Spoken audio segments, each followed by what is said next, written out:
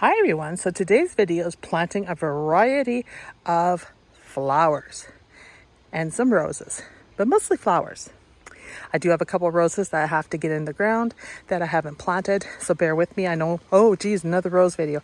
Yeah, I got a couple things I got to do, and so that's just part of what I do. But we're going to plant a bunch of different perennials in the garden, and we're going to chit chat at the same time. I said chit chat, not chit chat.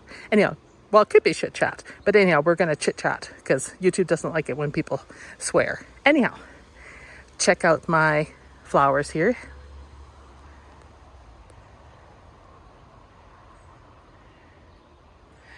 I consider these old-fashioned perennials, old, reliable perennials that just never stop. Anyhow, let's get at it, and welcome to anybody new to the channel. I appreciate having you here, and thank you so much for subscribing and supporting, and I'll try to live up to your expectations and provide interesting, reliable content, and hopefully a few comments as I expand on my humor a little bit to make you laugh. So the first thing on my list today to do is split this delphinium. Now I picked up this delphinium at Home Depot. You can see here for $19.98. Now the reason I picked this up is strictly for the color. Check that out. That's the closest thing I have seen locally for an actual pink delphinium. I've had pink larkspur before. I've had mixed success with them coming back every year. So I really wanted a pink. Now this was delphinium pied.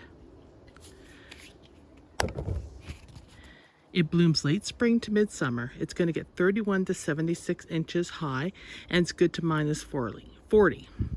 And so why did I spend 20 bucks on one plant? Well, if we count, we got 1, 2, 3, 4 plants in here. That is why I spent 20 bucks. So you figure 20 bucks divided by 4, that's $5 a piece. But I did it for the color. Now, I don't know if you see my previous videos where I thought I had bought pink delphinium seed. I could never find it. And then the place I thought I bought it, I couldn't find that either on their site. So I don't know what the heck I did. If it was, I dreamt it overnight, or if it, I actually did and I just lost the seed packet, but I never did find it. So maybe I imagined it all. But I think I can take this one. I can split it, at least I'm going to attempt to, and then I'm going to put it in with all my delphinium and collect the seed and then plant more from it. That is the goal. I don't know that this is a hybrid or not. It does not tell me that kind of information other than it's just a perennial and it attracts butterflies and deer resistant. So we're going to give it a go and see if I can propagate it and get some seedlings off it. If I can, I'll be spreading them everywhere. I think the color is quite pretty. If we look at the flower close, you can see there's almost hints of pink with a white center. So it is really, really nice.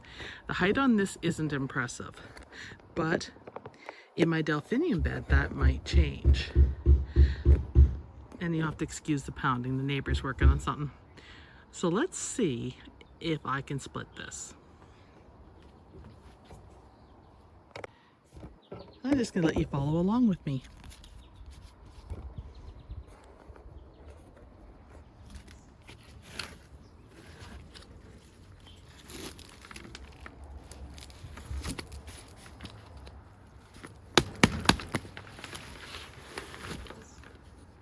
So first thing off, we got a really nice healthy root ball there. So let's see how intertwined these plants are.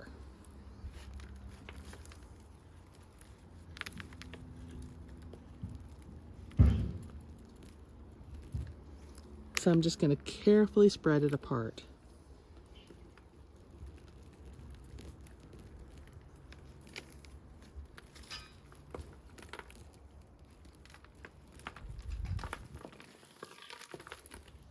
That's a success. That's one.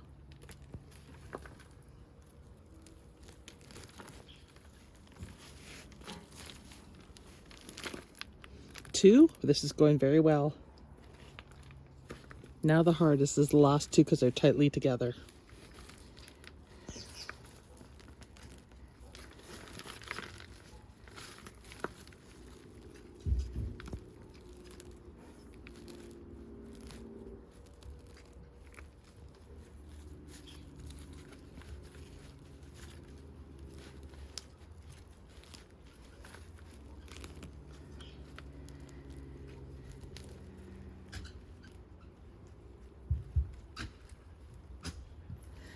So this is one plant, these 2. So you can see here, there's the neck and they're stuck together. So we're not going to pull this one apart. So we're going to plant it like this in the garden. So this is where I'm going to put the double delphinium that I wasn't able to split. You can see the little green speck right there. That is a baby delphinium. That is what they look like when they come up. The leaves don't resemble a delphinium at all. They look like a weed, but that is how they start.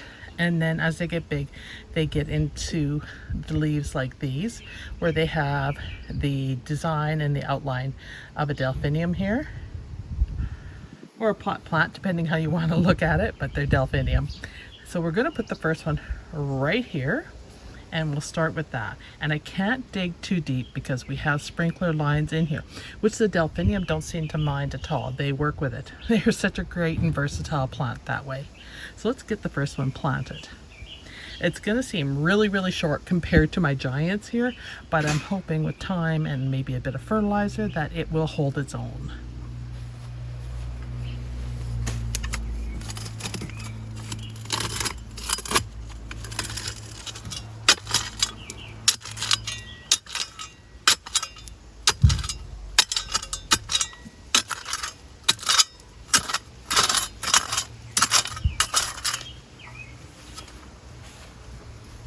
So as you can see, that's not going to be very deep, but that's okay. Delphinium are good with that.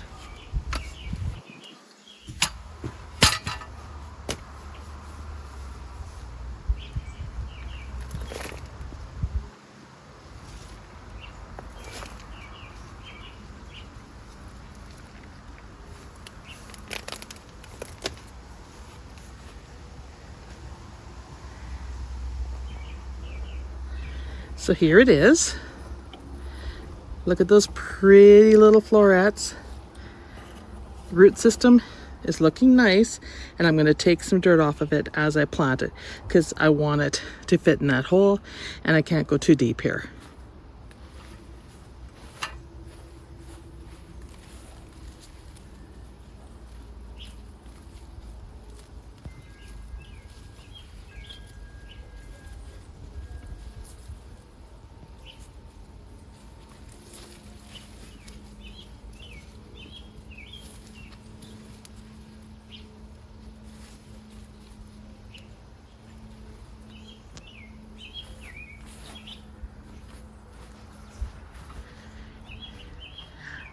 There you go. It's just that simple. Now we have 2 more to figure out where we're going to stick those. And I want this bed to be thick, but I want the color spread out. So I'm just going to look here and see what else I can find for a spot. I got 2 more. So I slipped one in here, and you can't even see it because of all the delphinium leaves, but here it is. And I'm just going to move it forward there. I'll probably pick off this leaf just so it gets some more sun. There. They are so small compared to my other ones, hey? And then we have the main one right here underneath the string. You can see it better. And then over here, where, excuse me, I'm going around the tripod. Over here, where I had those white ones that got knocked off by the storm, I put the other pink one here. So now all I have to do is water them in. And you can see they're still putting on a show. I don't know if you guys watched the short that I did, but I showed you that I have a lot of purple and deep blues in this area in particular. The white was actually a nice relief, mixed into this color bunch, which means I should collect the white seed, what if I can get another growth off of them, and grow some more of them. Or you just naturally let it drop the seed in the fall, or open up the pods when they dry and let the seed drop, and they'll come back next year. I think really a lot of the bed kind of started out with me putting seed down, and then they helped me out by dropping seed. But a lot of purples in here, a lot of deep blues. My favorite right here is the baby blues, or robin's egg blues. Lots to bloom still. These are newer ones coming off of these stems. So I like delphinium because they get these multi-stems, and although the blooms aren't as big, they still fill in and make it really, really nice. All right, so I just need to water those in. I'll do that, and then we're on to the next planting.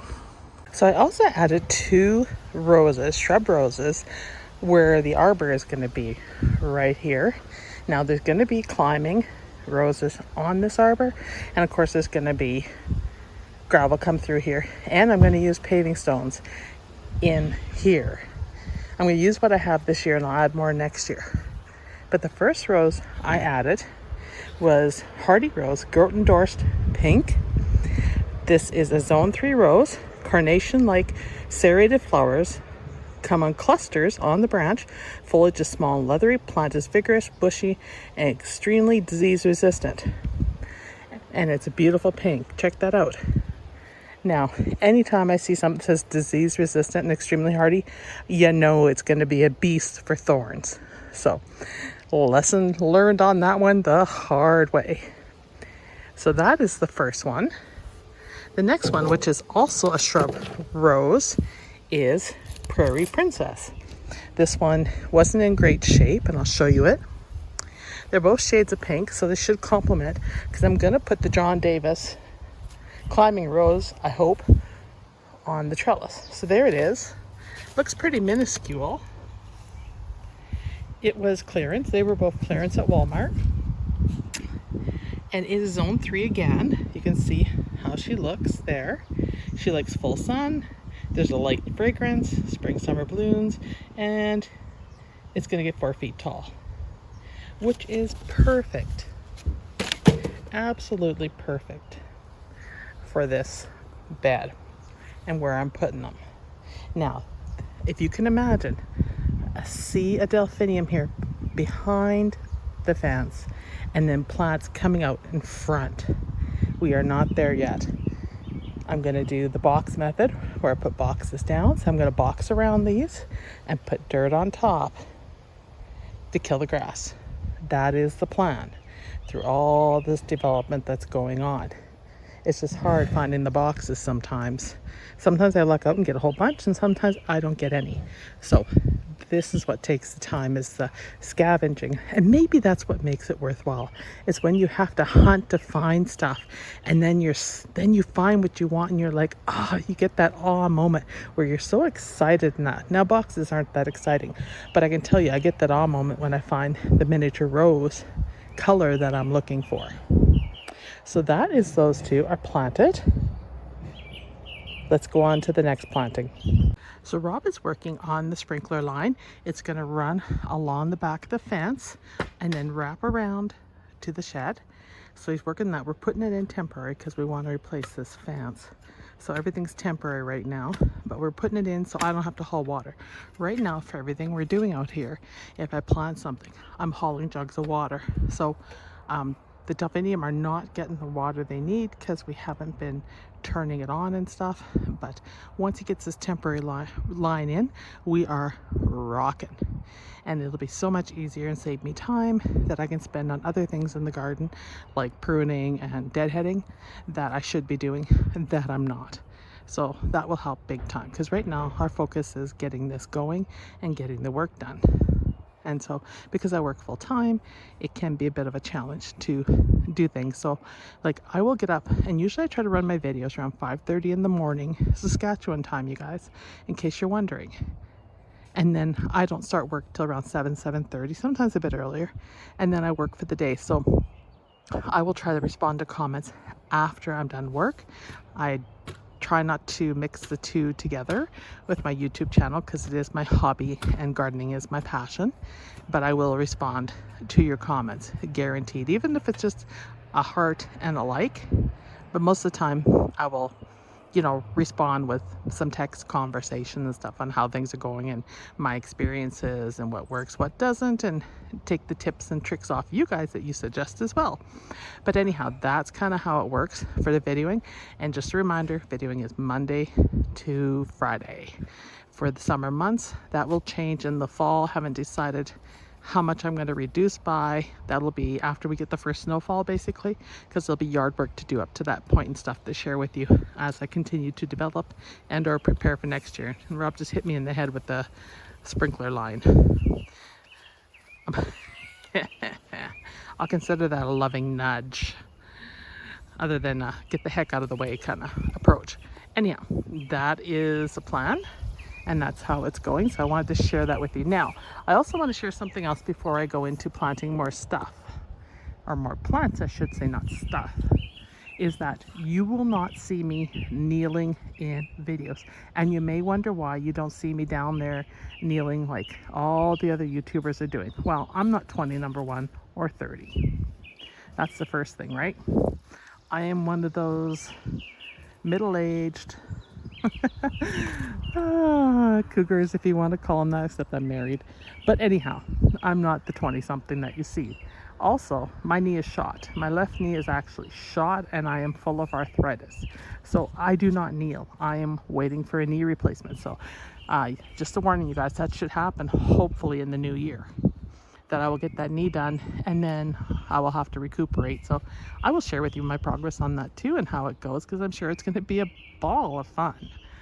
Oh joy, I can't wait. I'm actually kind of nervous about it. So anyhow, I haven't had any surgeries or anything done since I was a little kid. So yeah, I'm nervous.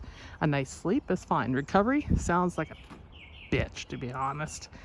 I heard knees are worse than hips, so that should be fun. Anyhow, we won't go into that stuff because I'm still mobile doing my thing. I'm just slower at it and I can't kneel. So anyhow, on to the next planting. Let's make this video worth your while now that you know way more than you wanted to know about me. So this is Yarrow Terracotta. For the orange lovers out there, here you go. Here's another one that's beautiful, and it changes to real nice shades of yellows and peaches. Because of the way I like to plant, you know, a feature area where I'll use colors. And then if I don't have enough plants to do a grouping, I will take a plant and put it in an area that is a spreader. And this is a spreader. All yarrows love to spread. You can see in this bed right here, and I'm in the shadow.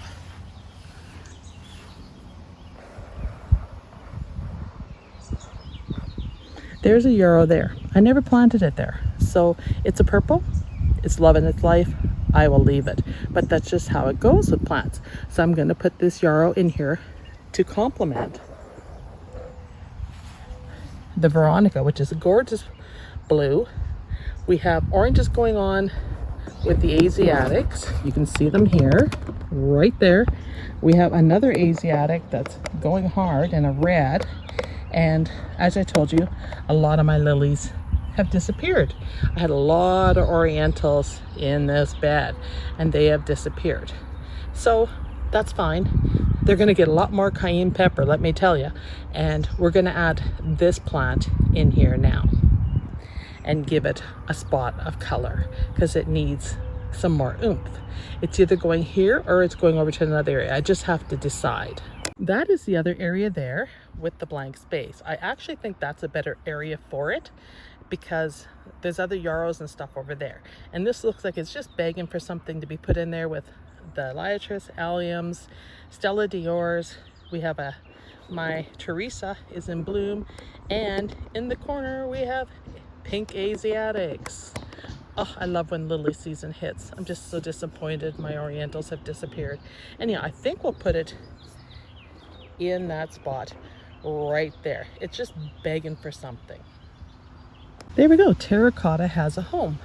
And I think it looks good there. And I put the tag behind it just to hide the tag. Now, Have a look at Teresa. Teresa's been with me forever. I cut her back hard and she just keeps coming back. Check her out. Now, let's go in and have a really close look at Teresa. Teresa is not a fragrant rose. She has a faint scent, but nothing to write home about. But Teresa is very memorable. And over the number of years she has been here, she has made herself well known to me. It's like, mess with her very carefully. Check these out. Look at how big these are. If you have an enemy that you want to torture, just use Teresa for your torture techniques. Maybe the CIA and some of those places should use Teresa. Maybe they already do. But she is brutal. Handled with extreme care. For those of you out there that have this rose, you know what I mean. Woo, that's nasty. But is she worth it? Yeah, she is. She's nice and tall. She's even crawling up my clematis trellis and over the deck this year. And I cut her back hard, you guys, in the fall. So stay tuned, you'll get to see that and how I handle her with extreme care. She deserves total respect. Now I just want to share with you, I have a notable mention here, and this is this delphinium. It has a mind of its own. It's been here for years, and this year it decided it's putting on a show. Look at how tall that is. I mean, that thing is well over 6 feet. And look at the colors. So this is started from seed. It has a life of its own. Very, very happy with it. And she's got a few stakes on her, but they're just basically crisscrossing down here just to hold her up in place.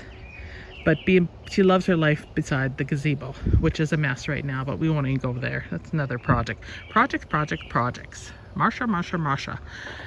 Those of you will know my reference to the Marsha thing if you were a 70s kid. Or if you watched HGTV and seen them redo the Brady house. Anyhow, let's go on to planting some more stuff. And I want to share too much in this bed with you because I got upcoming videos that are going to be based on some of the stuff in this bed. So let's get out of here. For those of you that have been following me, do you remember when this bed was absolutely nothing and I was whining about my hydrangeas not coming back? Well, I did lose one, and it was the bloomstruck, which I will not plant again because they just don't survive in my climate. But this bed has become what I call the peaches and orange bed with a touch of lime and coral. And you can see it's just on fire. The Chinook roses have taken over. The salvia has taken kind of a back seat to the show going on. And then we have the butterfly bush and some lilies back there that forever I would plant these. Like, I need more of them. They are just rays of brilliance. Anyhow, I posted a picture of them on the community tab on my YouTube channel page if you want to check out how close they are. But I'm not going to give you more details on them. Like I said, there's more stuff coming. You can also see that I have a little bit of weeds going on in here. I mean, it doesn't take long for them to get ahead of you. Also, notable mention for those of you out there, clear hummingbird food. I've done all my feeders are clear. I have not seen a hummingbird. Cross your fingers for me, you guys, that it works, and I do see them. And this is a newer one that I've hung here. I don't know if they found it yet, but I put it by the bird bath, which I cleaned, but you would never know it. Oh, and the hollyhocks are starting to bloom. Anyhow, that's not what I came here for, but I just wanted to show you guys that I did follow up on your recommendation, and we'll see how this works. I haven't been successful before, but here's hoping that now, maybe because I have more variety of plants in here, that they'll take an interest in the clear. I'm just all over the map with this video, but I hope you're enjoying it. In my sixth sense of humor, which I don't show too much, but I'm getting so I feel a little more comfortable sharing my humor with you. I just, I don't know. It takes time to build up the humor. I don't mind talking. It's just, I have a weird sense of humor, maybe. I don't know. If you guys enjoy it, let me know in the comments. Anyhow, I am here to plant something. Now, see that sprinkler there, which you cannot see, right there on the post? I cannot block that sprinkler with whatever I plant. So I am going to plant right there. Right, oh my God, get a grip, Jack. Right here, right there. I am gonna put, like right beside it, in a yellow dogwood. Now, it's so weird, you guys, because I planned on putting something back here, and sure as heck, it's in the yellow tones again. But, you know, maybe it'll help calm things down. Either I'm going to put it there, or I'm going to put it more in the middle right there. But it's going to impact that sprinkler. So probably I'm better off going further back and putting something a little bit shorter in that area to complement the explosion of orange going on. And that was not intentional, you guys, just so you know. It just the way things work out in my world. Sometimes they work out well, sometimes they clash. I consider that one working. All right, here's the dogwood. Now let me show you what it is. It's a windmill product. Once again, Walmart on sale, half price. It's a yellow twig hardy dogwood. Cornelius cerevisiae, flaviramia.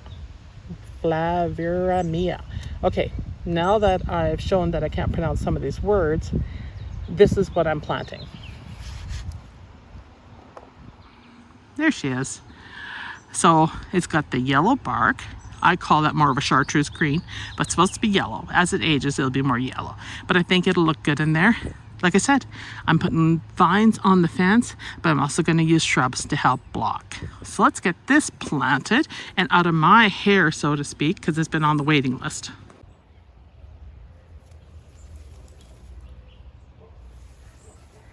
There it is. It's planted next to the spirea. I think it should be good there. Boy, do I need to get in here and weed. Every time I see this mess, it just, it makes me just, I don't even want to show it. But anyhow, I need to get at it. But it's in its happy place. I don't know about you guys, but whenever I get into bed and there's weeds and I'm planting, I end up pulling some of the weeds. Do you? I just find I'm already in there. I might as well do some of it. So I cleaned out that center spot, and I think we're going to add purple haze nepeta in there. And we'll try with adding just one plant in there. And I mean, this stuff is rugged, man. It'll grow in any conditions, but it's stunning when it's mass planted. So we'll start with one in the center there to offset everything, and then I'll see if I should add some more going like straight back to where the shovel is there. You can see the shovel right by the sprinkler. Okay, I'm not going to add any more of the nepeta there. Good enough. But I am going to add daylilies, Hemercalis, Bella Lugosi. Look at the color on that. She is stunning. I have 3 I'm actually going to put in that section there. I think she's perfect. Daylilies are a nice filler in a bed. I mean, years and years in, and they just multiply, and you have more and more and more, and they're just so warm and friendly. Well, let's read up on this one. They'll take full sun or part shade. They're going to get 75 centimeters higher, 30 inches. That's fine, because that's perfect for that area. They're going to bloom June and August. They're good to minus 46 Celsius or minus 50 Fahrenheit, and they're zone 2. And they're recommended for mixed borders, which is exactly what she's getting. But check that out. Anybody else grow this one? Is it true to this color? Let me know. I bought 3 of these, and I'm gonna mound them in there for a burst of this color for next year. And if I get a bloom this year, well, I'll get to have a good look at it. But I think, just looking at how striking that is, that should look amazing in here. And next year I won't do the corals. I might do the lime again. Probably won't do the corals again, although I do have coral dianthus down there.